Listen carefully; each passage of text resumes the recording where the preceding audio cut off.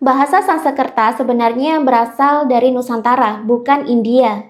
Bahasa Sanskerta selama ini banyak diyakini sebagai bahasa suci untuk agama-agama kuno yang berasal dari India, seperti agama Hindu, Jainisme, dan Buddha. Bahasa ini diyakini berasal dari bahasa Proto-Indo-Eropa yang merupakan nenek moyang dari banyak bahasa di Eropa dan juga di Asia. Bahasa ini berkembang di Asia Selatan setelah bahasa Indo-Arya mengalami akulturasi di wilayah barat laut Asia Selatan pada zaman perunggu. Bahasa Sanskerta ini diperkirakan menyebar ke Indonesia pada sekitar awal abad ke-5 Masehi, dan ini dibawa oleh pendeta-pendeta dari India. Hal ini dibuktikan dengan peninggalan-peninggalan berupa prasasti yang ditulis dalam bahasa Sanskerta. Meskipun sudah tidak lagi digunakan sebagai bahasa percakapan sehari-hari, bahasa Sanskerta ini masih digunakan dalam beberapa upacara keagamaan di Indonesia, terutama upacara-upacara di agama Hindu dan Buddha. Selama ini kita mengira kalau bahasa Sanskerta benar-benar berasal dari India. Tapi hal yang berbeda itu justru diutarakan oleh Profesor Arisio Santos yang telah meneliti peradaban Atlantis yang tenggelam selama bertahun-tahun. Menurut hasil penelitiannya, peradaban Neolitikum yang super maju yang mendadak muncul di Mesir kuno dan Mesopotamia di zaman dulu itu adalah hal yang tidak wajar karena sebelumnya bumi itu dihuni oleh banyak manusia purba yang berkecerdasan rendah, dan ini tidak mungkin evolusi manusia bisa terjadi secepat itu kecuali sudah ada peradaban maju sebagai pendahulunya. Peradaban Mesir kuno dan Mesopotamia dulunya itu memang sangat maju, sehingga mereka bisa menciptakan bangunan-bangunan megalitikum besar sepanjang sejarah dan memiliki tradisi spiritual yang maju. Nah, jika ditilik, seolah-olah semua nafas peradaban, spiritual, dan agama yang berkembang di daerah tersebut seperti berasal dari India, tempat di mana bahasa Sanskerta muncul. Hingga akhirnya muncullah mitologi dewa-dewi dan spiritualitas esoterik yang menyebar hingga ke Timur Tengah dan juga Eropa. Tapi setelah diteliti, ternyata itu bukanlah dari India, melainkan dari Nusantara Purba yang merupakan akar dari semua agama, spiritualitas, mitologi, bahkan bahasa. Selengkapnya juga bisa kalian baca sendiri di buku Atlantis: The Lost Continent Finally Found berikut ini. Cekot bukunya di keranjang kuning yang ada di video saya sekarang, dan pastikan kalian segera melakukan payment atau pembayaran, karena belum tentu loh buku ini bakalan dicetak ulang oleh penerbit. Makanya mumpung masih ada, cekot sekarang juga di keranjang yang ada di bawah video ini, dan buruan segera lunasi paymentnya sekarang supaya bukunya bisa segera dikirim.